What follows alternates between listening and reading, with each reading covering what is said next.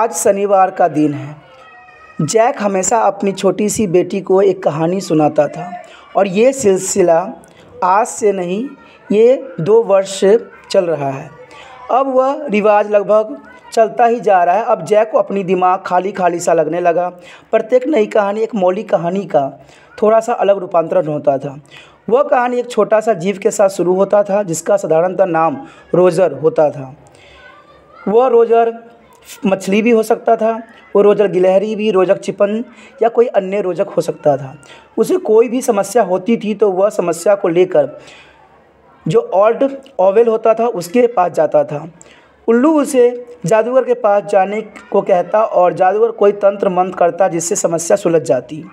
तब वह भुगतान के रूप में सिक्कों की इतनी संख्या मांग करता जो रोजर के पास से ज़्यादा होता था, परंतु मांग रखने के साथ वह रोजर को उस स्थान की तरफ जाने को कहता जहां अतिरिक्त सिक्के मिल सकते थे। फिर रोजर बहुत प्रसन्न हो जाता और वह अन्य जीवों के साथ अनेकों खेल खेलता। वह अपनी मम्मी के पास अपने घर ठीक उस समय पहुंचता जब रेलगाड़ी सीटी देती और इस तरह से रोजर अपनी बेटी को कहानी सुनाता। परंतु यह कहानी सुनाने के कारण वो काफ़ी थक चुका था, क्योंकि अब उसके पास समझ नहीं आता कि उसकी बेटी जो थी बड़ी हो चुकी थी। अब वो पहले ही पलंग पर अपने आप को व्यवस्थित कर लेता। ओढ़नी की चादर के नीचे से उसको पैर बिस्तर की आधी लंबाई तक पहुंच जाती थी। उसका भाई बॉबी 2 वर्ष का था और वह पहले से ही अपने बोतल के मुंह में लिए हुए सो चुका होता था। फिर जैक पूछता है, आज कहानी किस जीव के विषय में होगा? सोचने का दिखावा करते हुए जोए ने अपनी आंखें बंद कर ली और जनता से बोला, शकंक, एक छोटा सा जीव जो स्वयं को बचाने के लिए तेज दुर्गंध छोड़ता है। यह एक नया जानवर था। जो ने शायद अपनी नर्सरी स्कूल में इस जानवर के विषय में सुन रखा था। इस बार कहानी का नायक एक नया जानवर था, जिस कारण जैक को कुछ दूर सोचना पड़ गया। ठीक वह कहानी लगा। एक समय की बात है, घने जंगलों में रोजक शकंक नाम का एक नन्हा सा जीव रहा करता था और उसे इतनी गंध आती थी कि कोई भी अन्य छोटा जीव उसके साथ नहीं खेलता था। जब भी वह बाहर खेलने के लिए जाता तो सभी अन्य छोटे छोटे जानवर उससे दूर भाग जाता और रोजर शकंक वहाँ अकेला ही खड़ा रह जाता। उसकी आंखों में दो बूंद आँख के आंसू टपकने लगते। फिर जो पूछती है, क्या वह उल्लू से नहीं मिलेगा? उसकी बगल में पलंग पर बैठे हुए जैक को खुशी महसूस होती है कि उसकी बच्ची अब उससे प्रश्न भी पूछ रही है और इसी के साथ वो कहानी आगे बढ़ाता है। तो फिर वह उदास होकर चल पड़ा और वह एक बड़े पेड़ के पास पहुंचा। पेड़ के सबसे ऊंची जगह पर एक बहुत बड़े आकार का वृद्ध बुद्धिमान उल्लू बैठा था। फिर शकंक बोलता है, श्रीमान जी, अभी छोटे अन्य जानवर मुझसे दूर भाग जाते हैं क्योंकि मुझसे इतनी तेज़ दुर्गंध आती है। मैं इसके लिए क्या कर सकता? कुछ समय सोचने के पश्चात वृद्ध उल्लू ने शकंक को जवाब दिया कि आप क्यों नहीं जादूगर से मिल लेते। इसी बीच में जो ने अपने पिता से ये पूछा कि क्या तंत्र मंत्र सच्चे होते हैं पिताजी? ये बात सुन के उसको बहुत खुशी हुआ कि ये मेरी कहानी में इंटरेस्ट ले रही है। कहानी में सच्चे होते हैं, जैक ने रुखाई से जवाब दिया। जो ने कहानी के वर्णन में बाधा डाल दी थी। उल्लू ने कहा, अंधेरे जंगल में से सेब के पेड़ के नीचे से होते हुए दलदली ज़मीन में और फिर उसको जाओ। यह तुम्हें वहाँ पर एक छोटा सा नदी भी दिखेगी। वहाँ पर एक झोपड़ी होगा, वहाँ पर एक तुम्हें जादूगर मिलेगा। जादूगर से तुम मिलना और फिर जादूगर तुम्हारी प्रॉब्लम वो सलूशन करेगा। थोड़ी ही समय में वह एक छोटे से सफ़ेद मकान के पास पहुंच गया और उसने दरवाजे की थपथपाया और उसके बाद एक छोटा सा वृद्ध आदमी जिसकी एक लंबी सफ़ेद दाढ़ी थी और उसने एक नीली नुकीली हैट पहन रखा था बाहर आया और बोला, तुम्हें क्या चाहिए? तुम्हें बहुत गंध आ रही है। फिर रोजर शकंक ने कहा कि मैं बहुत दुखी हूँ। मेरे से सारे जो जानवर हैं, जितने भी दोस्त हैं मेरे, वो सब मुझसे दूर भाग जाते हैं।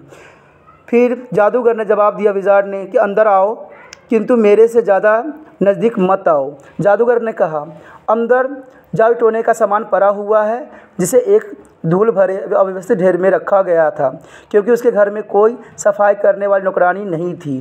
फिर उससे वो आगे पूछ जादुई छड़ी उठाते हुए फिर जादूगर ने एक मंत्र उच्चारण किया और अचानक जादूगर घर के अंदर। इसी बीच जैक पूछती है क्यों, तो जो यह जवाब देता है क्योंकि उसके घर में नौकरानी इसलिए नहीं थी क्योंकि वह एक जादूगर था और बूढ़ा भी था। उसने एक पुरानी छड़ी ली जिसे जादुई छड़ी कहा जाता है और रोजा सकंक से पूछा कि वह कौन सा गंध चाहता था उसके शरीर में से आए।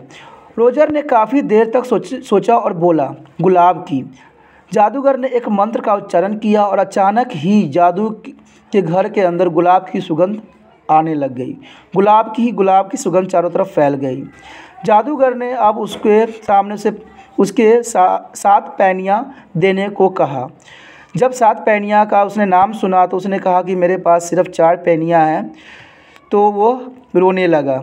जादूगर ने उसका रोता हुआ देख के उसने एक सजेशन दिया कि तुम यहाँ से इस गली के सिरे तक जाओ और 3 बार घूमो और जादुई कुएं के अंदर देखो और वहाँ तुम्हें 3 पैनियाँ मिल जाएगी। इसलिए रोजा सकंक गली के सिरे तक गया और 3 बार घूमा और उसे जादुई कुएं में 3 पैनियाँ थी, तो वह उन्हें लेकर वापस जादूगर के पास गया और बहुत प्रसन्न हो गया और उसे दे दिया।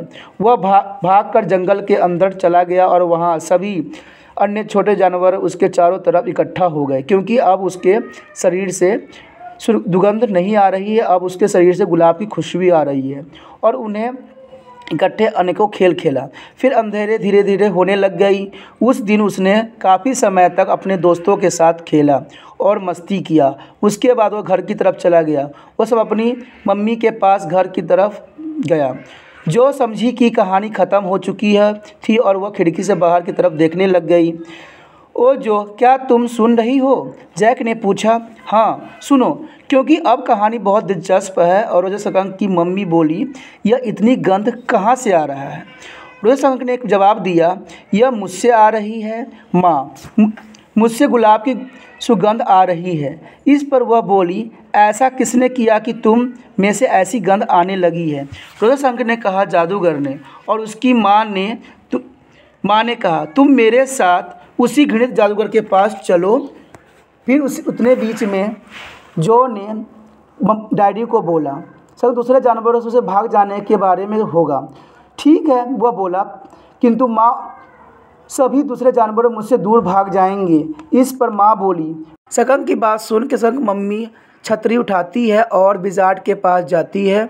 विजार्ड के बाद तलब होने के बाद वह उसके सर पे छतरी मारती है और छतरी मारने की वजह से वहाँ की जादू होता है टूट जाता है और सकंक में से फिर से उसी प्रकार का स्मेल आने लग जाता है और वो खुशी खुशी दोनों घर आ जाते हैं। इसी बीच जो कहती है कि डैड ऐसा कैसे हो सकता है, तो जो ने जवाब दिया, यह कहानी मेरी है। क्या तुम चाहती हो कि डैडी आगे से तुम्हें कोई कहानी न सुनाए? तो सुनो। उसके बाद जो हुआ वह मैं तुम्हें बताता हूँ।